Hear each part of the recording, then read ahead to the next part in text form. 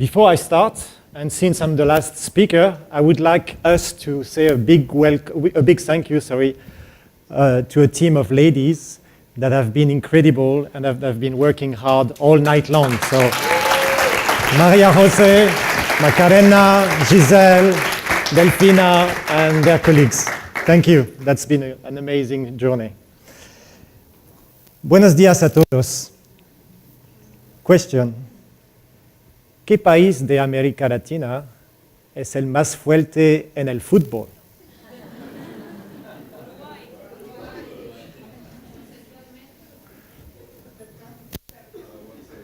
Uruguay, okay. So I wanted you to fight a little bit to see that you are a very competitive countries and show you that it's a long way to a collaborative economies. But you all agree that Uruguay is the best country in football, so great. So we have come to realize that our world is finite. The circular economy is helping us understand how we can align ourselves and businesses alongside natural cycles. Redesigning our systems is now give us now an opportunity to maybe create a world which is more equitable, and it's most probably doable. So we will understand how to do that together. Although complex, the circular economy is our best pathway towards well-being, yet as long as it is well designed. Changing the relation between the environment and the economy is great, but we need to embed the humans in order to make it even more valuable. The economy that we have been designing so far has been highly destructive to our planet. What we call the technosphere, based on fossil fuel and fossils, has been highly destructive.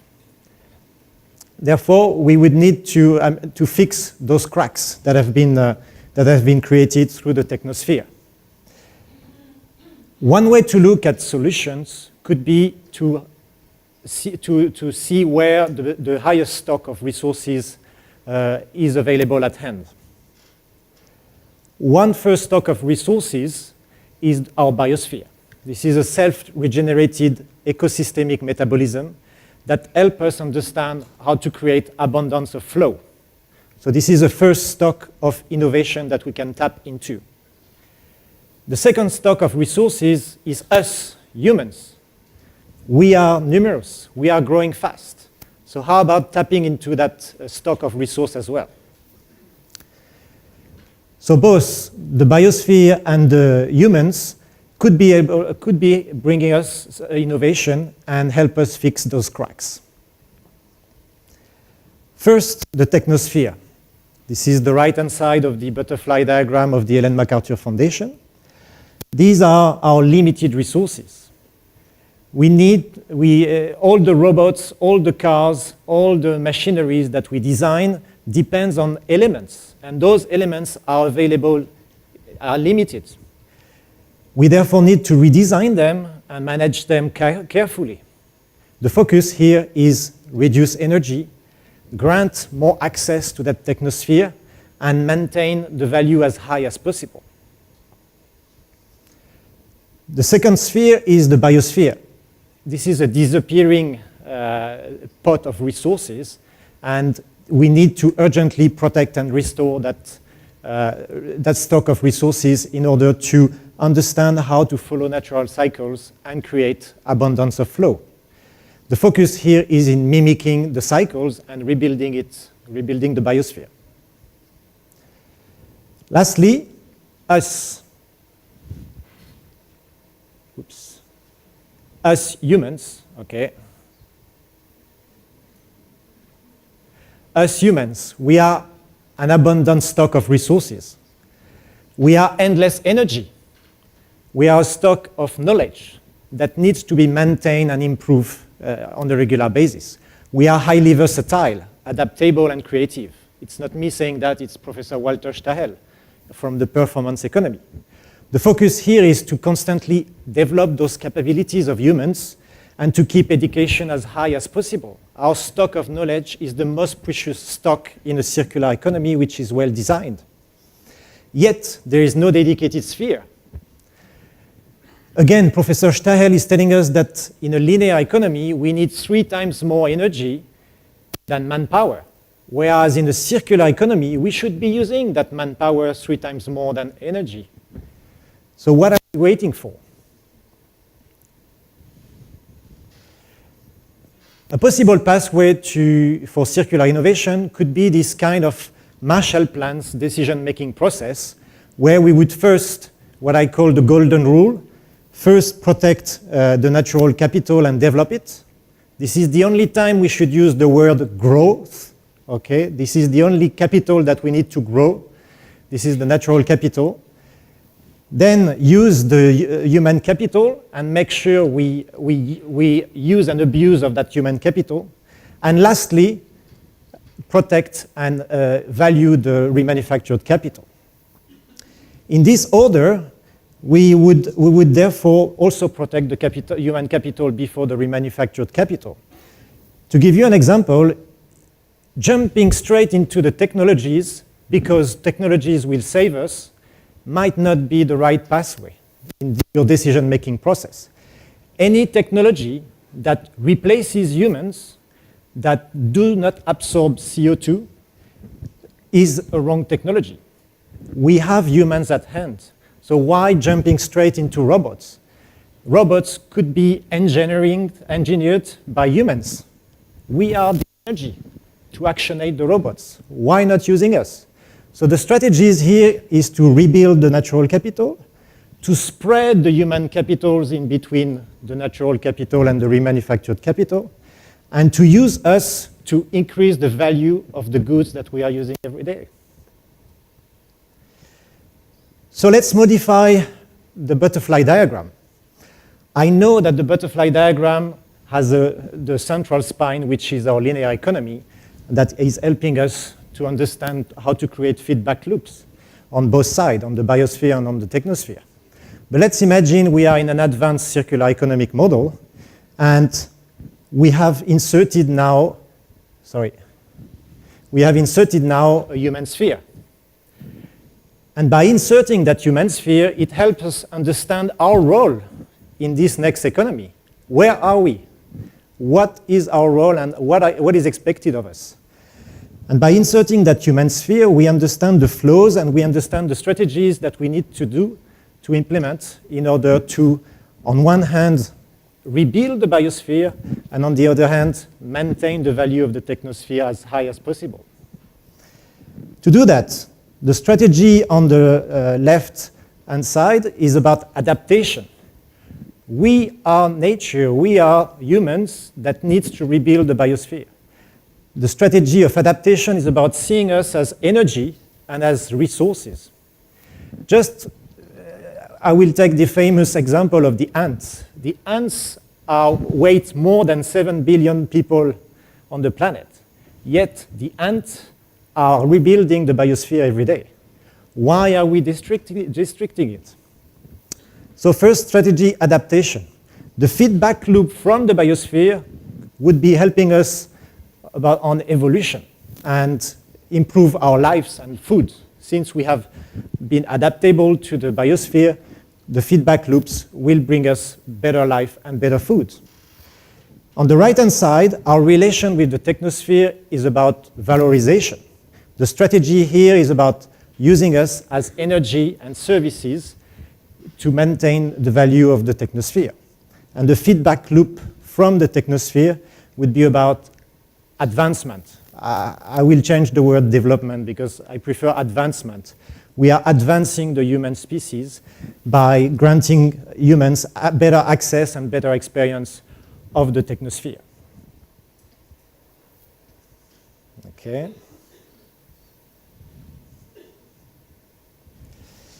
There are 2 business models from this human sphere that we can extract from.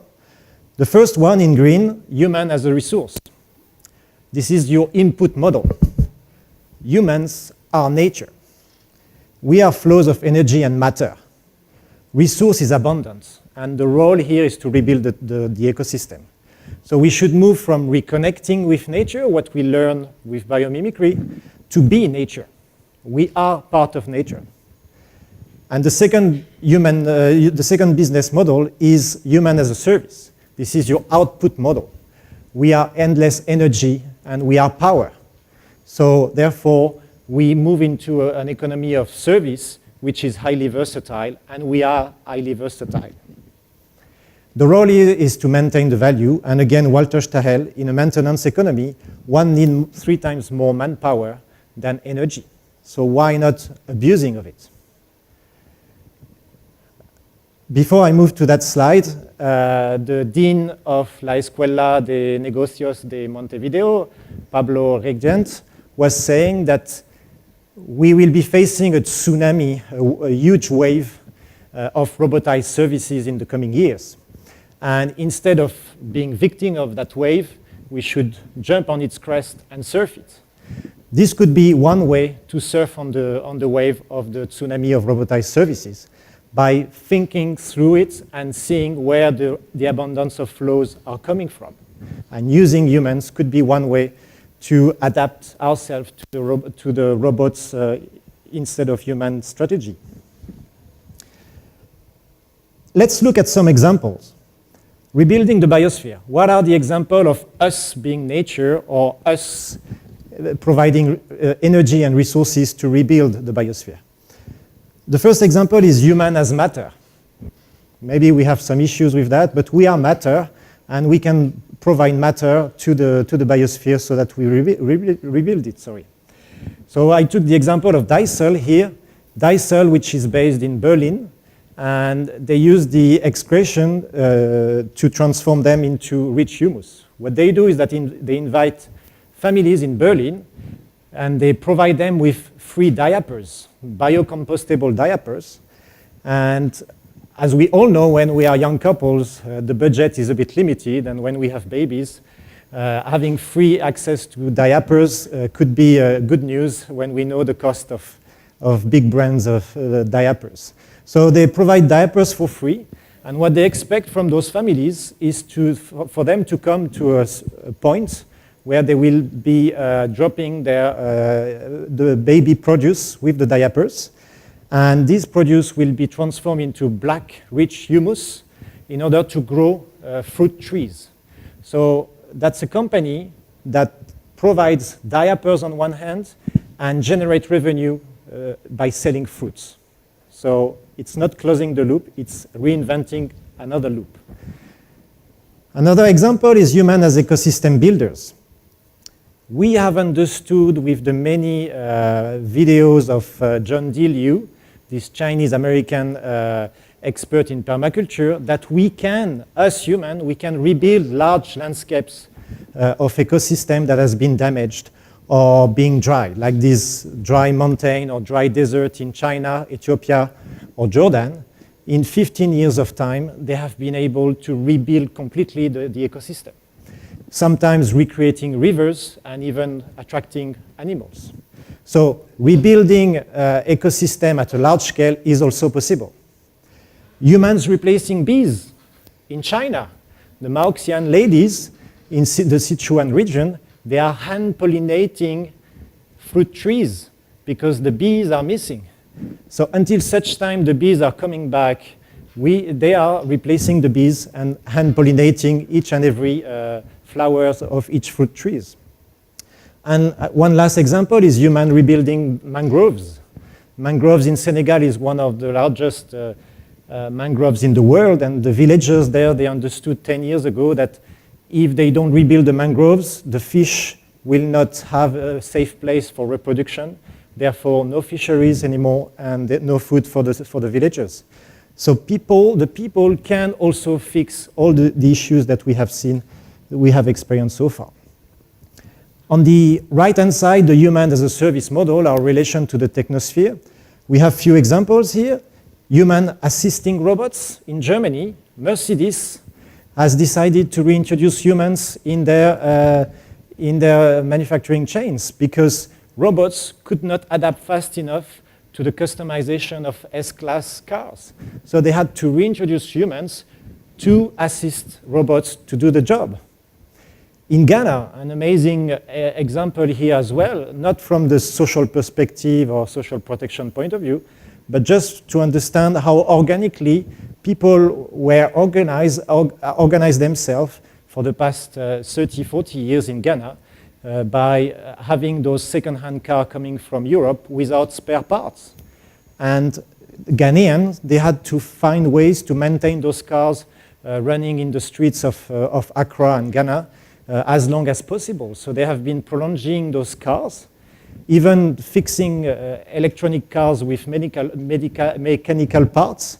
And there has been 12,000 businesses growing organically and hiring over 200,000 people over these years. And the last example, Sweden has been promoting repair-based businesses by dropping the VAT tax from 25% to 12%. And again, here the tax has been dropped on the business, but there is a way as well to drop taxes on the people themselves. And the best example is the X-Tax project, which is, in my view, the step one towards this human sphere. The X-Tax project from Eckhard Winkel is telling us that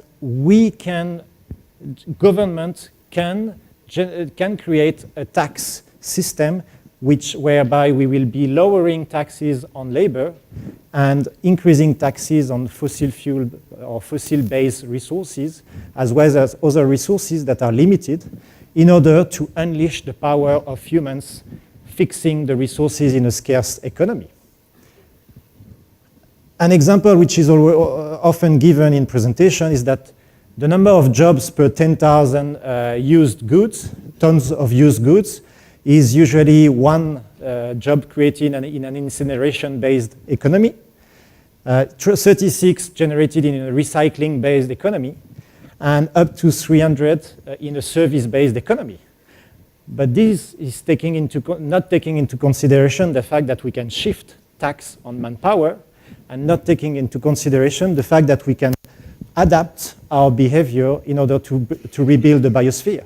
So maybe this number could be far higher than just 300 jobs created in a service-based economy.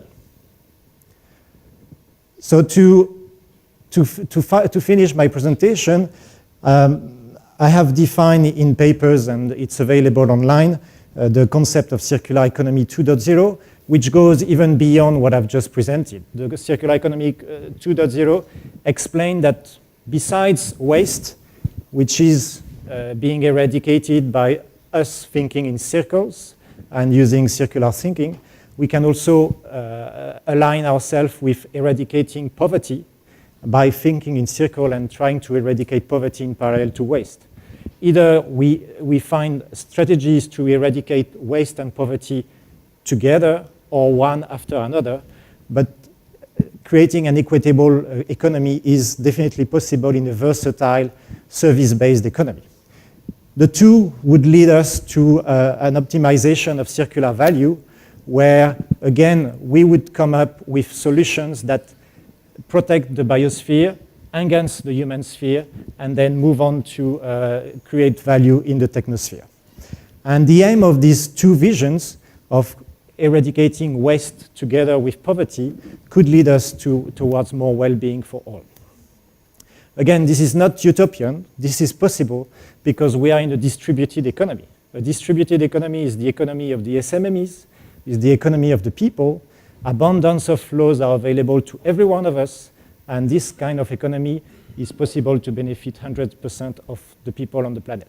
Thank you.